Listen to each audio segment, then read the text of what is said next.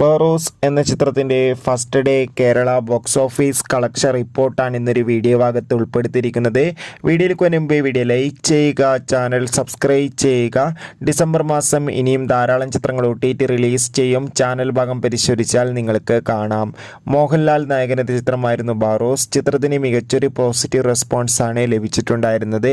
ഏവരുമേറെ ആകാംക്ഷയോടെയാണ് ചിത്രത്തിൻ്റെ കളക്ഷൻ റിപ്പോർട്ടും അറിയാൻ വേണ്ടി കാത്തിരിക്കുന്നത്.